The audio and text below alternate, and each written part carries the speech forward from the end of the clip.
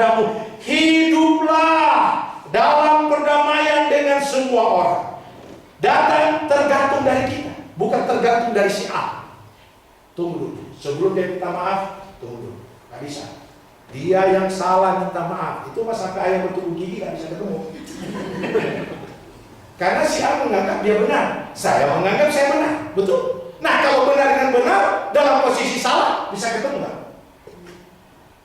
Si A mengaku benar, si B mengaku benar, tapi dua-dua dalam posisi salah. Ketemu gak kira-kira? Gak bisa ketemu. Kalau dua-dua benar, ketemu benar-benar kan? Sebenarnya bisa ketemu. Tapi karena satu mengaku benar, bukan benar loh. Mengaku benar, si B mengaku benar, tapi posisi salah, nggak pernah ketemu. Itu yang saya katakan, sampai ayam bertubuh gigi nggak akan bisa ketemu. Yang ada sedapat-dapatnya. Seandainya itu dari kamu, mari kita lebih dahulu. Amin. Saya percaya sekeras apapun hati manusia, kalau hati kita lebih dulu lembut, maka dia juga akan lembut. Selembut-lembutnya hati orang, kalau kita keras tidak akan bisa berubah. Tetapi kita dulu lembut. Maka saya punya filosofi, jangan mengharap dunia berubah supaya saya berubah, tetapi marilah kita berubah supaya dunia bisa berubah. Lingkungan kita bisa berubah kalau ada saya yang berubah. Lingkungan gereja sekitar ini bisa berubah kalau ada jemaat yang berubah. Jangan mimpi kita bisa berubah berada di lingkungan yang berubah. Kita ada di lingkungan berubah, kita balik lagi, tidak berubah lagi. Amin. Tetapi kalau kita yang sudah berubah, dimanapun kita berada, lingkungan kita bisa berubah oleh karena ada saya yang sudah berubah. Sehingga kita tidak pernah mengkambing hitamkan orang. Kita tidak pernah mengkambing hitamkan lingkungan yang ada seperti saya katakan tadi. Saya tadinya baik di lingkungan ini, tetapi waktu saya pindah ke Aurora, hidup di Aurora, tak beres, akhirnya jadi rusak. Jangan. Kalau Anda baik di lingkungan ini, Anda bawa ke sana, lingkungan yang tidak baik di sana bisa jadi baik oleh karena kita yang baik ada di sana. Tetapi kalau kita mau baik berada di lingkungan yang tidak baik, oke. Tetapi pada saat kita keluar, kita tidak baik karena kita ada lingkungan yang tidak baik. Setelah kita keluar, oleh sebab itu dari diri kita. Tak kalau kita lebih dulu melangkah, maka semua akan berubah. Hati kita diubahkan bertemu dengan hati yang keras. Sekeras apapun hati itu dapat dilembutkan oleh karena kita yang lembut. Tetapi kalau kita mengharapkan dari orang lain, itu sangat sulit. Alkitab berkata itu sikap kita sebagai orang percaya di lingkungan di mana kita berada adalah sedapat-dapatnya kita jaga hubungan baik dengan orang yang ada di sekitar kita. Saudara-saudaraku yang kekasih, janganlah kamu sendiri menuntut pembalasan seperti saya katakan tadi. Sebab ada tertulis, pembalasan itu adalah hakku. Ku itu adalah huruf besar Tuhan, bukan ku Paulus, bukan ya. Paulus tulis, tetapi ku itu adalah Tuhan. Alkitab berkata pembalasan itu adalah hakku, bagianku. Akulah yang akan menuntut pembalasan, firman Tuhan. Tuhan yang menuntut balas. Kita tidak perlu. Kita tidak perlu niat untuk melakukan sesuatu. Yang ada kita berdoa, Tuhan, kalau Engkau ingin balas, jangan terlalu keras Tuhan. Kerinduanku, Engkau ubahkan dia. Ada seorang ibu, anaknya hamil melahirkan. Di depan rumah dia ada bengkel motor. Kan bengkel di Indonesia agak beda dengan Amerika. Kalau Amerika ada bengkel seperti apartemen, itu bengkel, nggak kedengaran mesin mobil di dalam. Tapi kalau bengkel di Indonesia, di bengkel itu yang pemilik bengkel motor, dia coba motornya, wow. Waktu ibu ini anaknya melahirkan, dengar gesingan motor, mati anaknya. Jadi cucu dari ibu ini. Ibu ini sampaikan ke tetangganya, janganlah itu, lihat cucu saya meninggal. Kenapa meninggal? Itu karena waktu masih baby, kamu bikin ribut, akhirnya oh, tapi ini kan kehidupan saya. Kalau nggak suka, kalian layak pindah dari sini. Gitu. Tahun kemudian anak dari ibu ini hamil lagi, sama juga. Yang cucu yang kedua meninggal oleh karena akhirnya ibu ini cuma berdoa kepada Tuhan. Engkau adalah pembalas kami. Engkau adalah penolong kami. Kami tidak, bukan hak kami untuk membalas. Tiba-tiba cuma 2 hari, yang pemilik bengkel ditabrak mati. Ibu ini tidak berdoa supaya mati. Cuma ibu ini berdoa, Tuhan, Engkau adalah pembalas kami. Tolong. Cucu saya sudah 2 yang meninggal oleh karena tetangga itu. Kejam-kejam cucunya.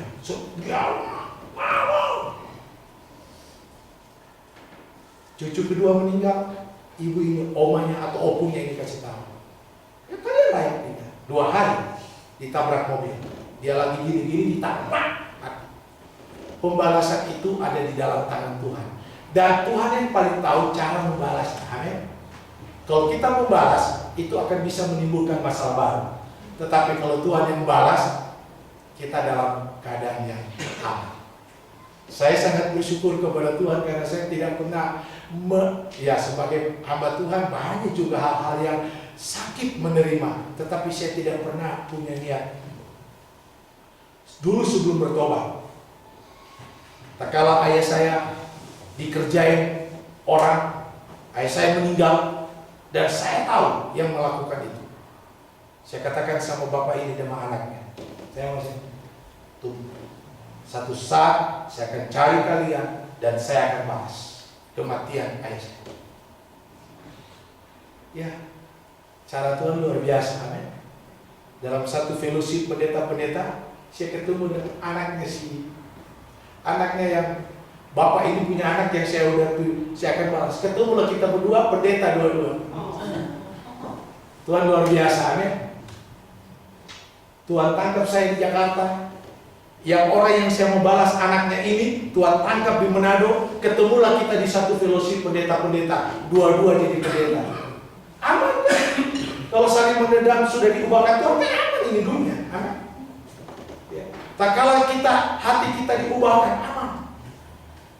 Kita berkata, bukan hak kita untuk membalas, tetapi pembalasan itu hak Tuhan.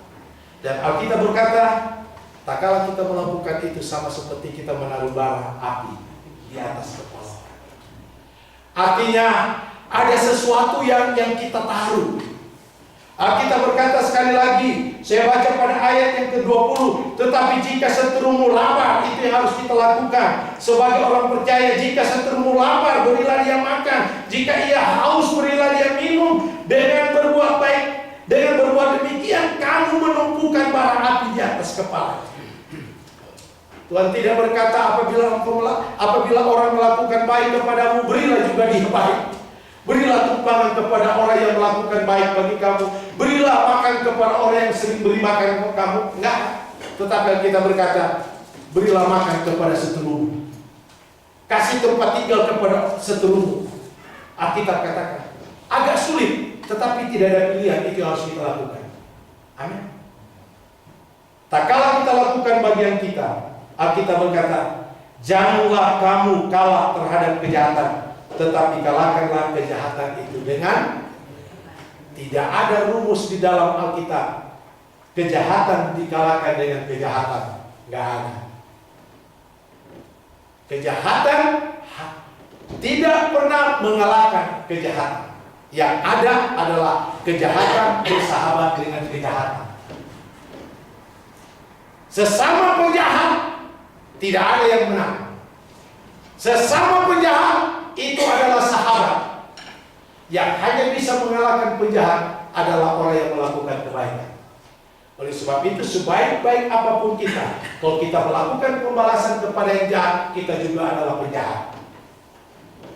Tak kala kita sebagai pelayan Tuhan, sebagai pendeta, sebagai orang aktivis gereja, tak kala kita ingin membalas kejahatan kepada orang yang melakukan kejahatan, kita adalah penjahat-penjahat juga.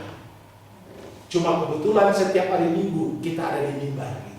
Hanya kebetulan setiap hari Minggu kita menerima tamu. Hanya kebetulan setiap hari Minggu kita duduk manis di kursi di depan gereja.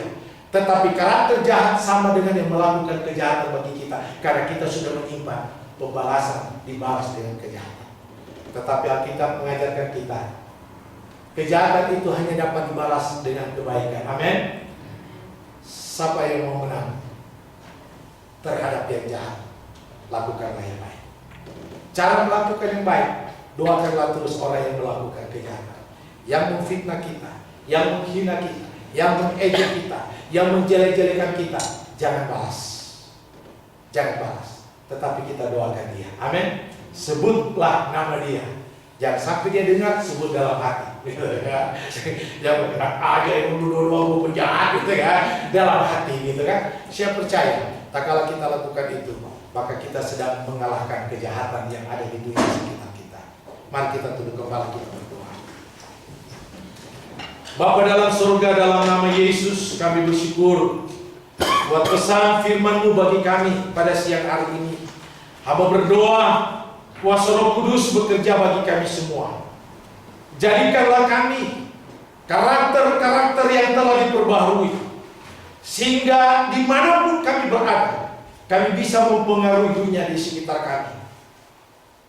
Apapun yang kami alami, bukan hak kami untuk membalasnya Tuhan. Engkau yang berjanji pembalasan itu adalah hak-Mu Tuhan. Engkau yang berjanji bahwa kami harus melakukan kebaikan bagi mereka yang melakukan kejahatan bagi kami, bagi mereka yang memfitnah kami, bagi mereka yang menjelekkan kami. Bagian kami adalah memberkati mereka. Hamba berdoa di dalam nama Tuhan Yesus Kristus, tanamkanlah firman ini di dalam lubuk hati kami yang paling dalam. Biarlah firman ini dapat bertumbuh berbuah, menjadi berkat bagi kami, menjadi berkat bagi orang yang di sekitar kami. Hamba berdoa pada siang hari ini, berdoa bersyukur untuk kebaikan Tuhan bagi jemaat HKBP yang ada di Colorado ini. Berbulan-bulan lamanya mereka berdoa, menanti-nantikan seorang pendeta yang akan memimpin mereka. Dan pada hari Selasa depan, hamba-Mu Bapak Pendeta Samuel Sitompul akan tiba di tengah-tengah mereka. Hamba percaya ini karena doa, jerita hati orang-orang percaya yang membutuhkan seorang gembala yang dapat membimbing mereka. Dan Engkau menolong Bapak Pendeta Samuel Sitompul. Pimpin hamba-Mu ini sekeluarga boleh tiba dengan baik di tengah-tengah pelayanan di tempat ini. Dan hamba berdoa Roh Kudus, Roh hikmat dari Tuhan menyertai Bapak Pendeta Sitompul, sehingga dapat mengembalakan pelayanan di tempat ini dengan baik. Dan doa hamba-Mu ini Tuhan, Engkau menjamah jemaat HKBP, sehingga dengan penuh hati yang penuh sukacita menerima keberadaan Bapak Pendeta Sitompul, untuk menerima bersama-sama, bekerja sama dalam melayani pekerjaan Tuhan yang Tuhan percayakan di gereja HKBP ini Tuhan. Di dalam nama Tuhan Yesus Kristus. Terima kasih Tuhan. Hamba berdoa siang hari ini bersyukur bersama dengan Scarlett Tambunan. Engkau telah memberkati dia, menambahkan usia 1 tahun. Berkati kehidupan anak-Mu ini Tuhan. Memberkati kehidupannya, membawa anak ini boleh bertumbuh, membawa dia menjadi pribadi yang sungguh-sungguh takut akan Tuhan, pribadi yang sungguh-sungguh mengasihi Tuhan. Di usia yang baru yang Kau berikan bagi Scarlett akan membawa dia lebih lagi mengasihi Engkau, lebih lagi datang kepada Tuhan. Terima kasih Bapa. Terpujilah nama Tuhan kekal selama-lamanya. Pergumulan jemaat HKBP kami serahkan ke dalam tangan Tuhan. Melawat seluruh jemaat, apapun menjadi pergumulan jemaat-Mu Tuhan, Engkau menolong dan memberkati. Di dalam nama Tuhan Yesus Kristus. Haleluya. Amin.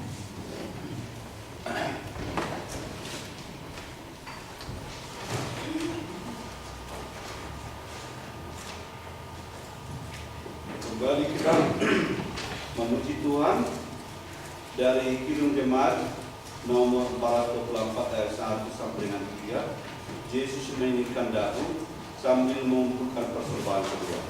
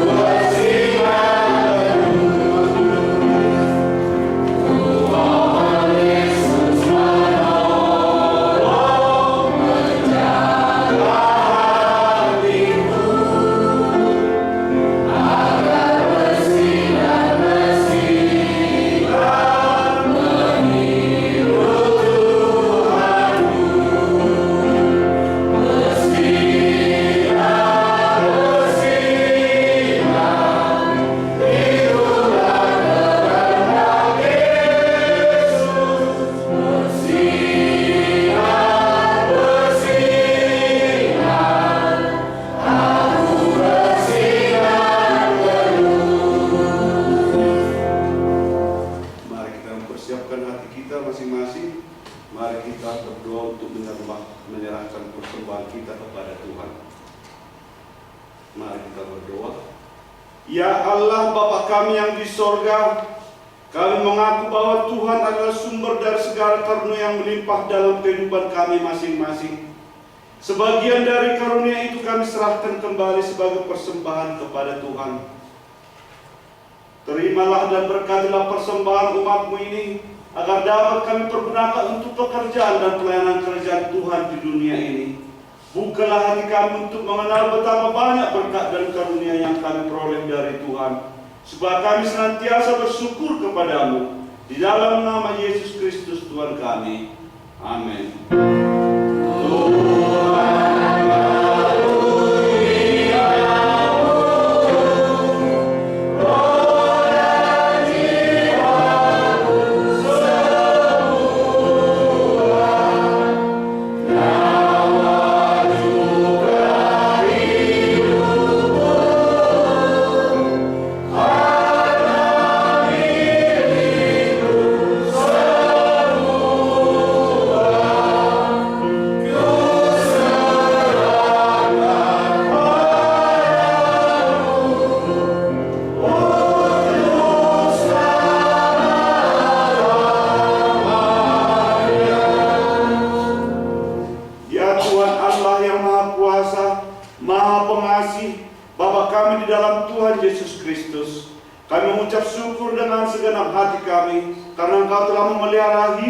Sampai saat ini, dan melalui berita kesukaan Engkau memanggil kami ke dalam kehidupan yang kekal. Berkat-Mu menerangkan hidup kami untuk mendengar firman-Mu yang kudus. Teguhkanlah firman-Mu yang kudus, teguhkanlah firman-Mu pada hati kami dan seluruh keturunan kami. Berilah kami gembala-gembala, bimbinglah jemaat-Mu karena Engkau-lah benteng dan tempat perlindungan mereka yang menderita karena nama-Mu. Berilah pertobatan bagi penyembah berhala dan saudara-saudara yang belum mengenal-Mu, supaya semua orang mengenal dan memuji nama-Mu saja. Berkatilah mereka yang ingin memasuki kerajaan-Mu dan mereka yang hendak mengikrarkan imannya, supaya mereka menjadi warga yang hidup di dalam jemaat-Mu. Limpahkanlah berkat-Mu pada pemerintah dan seluruh aparatnya yang memerintah kami. Berkatilah mereka yang diurapi di dalam jemaat-Mu. Kuduskanlah setiap keluarga dan anugerahi mereka kebijaksanaan untuk mendidik anak-anaknya yang Engkau kurniakan kepada mereka. Berkatilah penghasilan dan pekerjaan yang baik. Jauhkanlah hukuman dari kami, walaupun sesungguhnya pantas kami terima, serta curahkan hujan dan sinar matahari pada hari saatnya masing-masing. Hiburkanlah para janda dan yatim piatu, serta semua orang yang sakit, yang miskin, yang di dalam pencobaan. Nyatakanlah kasih setia-Mu pada mereka, agar mereka dapat memuliakan nama-Mu yang kudus.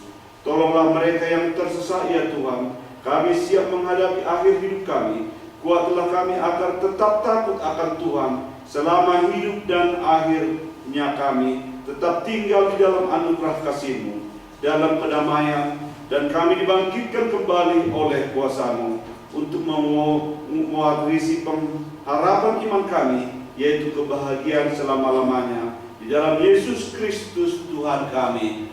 Amin. Bapa kami yang di sorga, dikuduskanlah nama-Mu, datanglah kerajaan-Mu, jadilah kehendak-Mu di bumi seperti di sorga. Berilah kami pada hari makanan kami yang secukupnya, dan ampunilah kami akan kesalahan kami, seperti kami juga telah mengampuni orang yang bersalah kepada kami. Dan janganlah membawa kami ke dalam percobaan, tetapi lepaskanlah kami daripada yang jahat.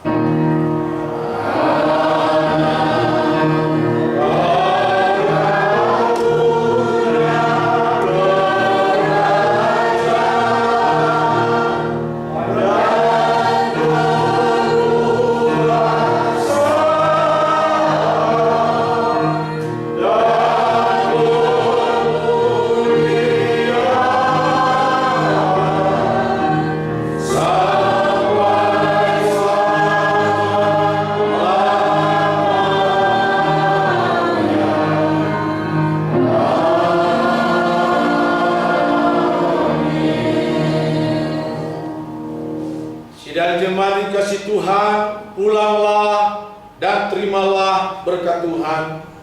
Tuhan memberkati engkau dan melindungi engkau. Tuhan menyinari engkau dengan wajah-Nya dan memberi engkau kasih karunia. Tuhan menghadapkan wajah-Nya kepadamu dan memberi engkau damai sejahtera. Amin.